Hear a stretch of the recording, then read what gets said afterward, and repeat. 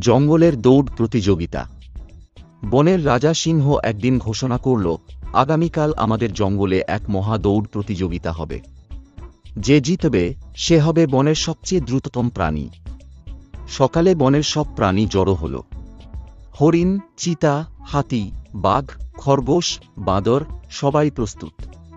শিয়াল বিচারক হল। শিঙ্গা বাজতেই সবাই দৌড় শুরু করল। চিতা এক লাফে সবার সামনে চলে গেল। হরিণও খুব দ্রুত ছিল। হাতি ধীরে চললেও তার পায়ের আওয়াজে মাটি কাঁপছিল। খরগোশ ছোট ছোট লাফে এগোচ্ছিল। হঠাৎ বাঁদর এক গাছ থেকে আরেক গাছে লাফিয়ে এগিয়ে গেল।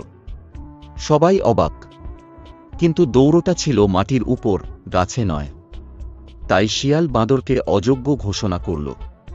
চিতা প্রায় জিতে যাচ্ছিল, কিন্তু হঠাৎ সে একটু অলস হয়ে ধীরগতিতে দৌড়াতে লাগল। সেই সুযোগে হরিণ তাকে পেছনে ফেলে দিল। শেষমেশ হরিণই প্রথম হল। বনের রাজা সিংহ হরিণকে বনের দ্রুততম প্রাণী উপাধি দিল।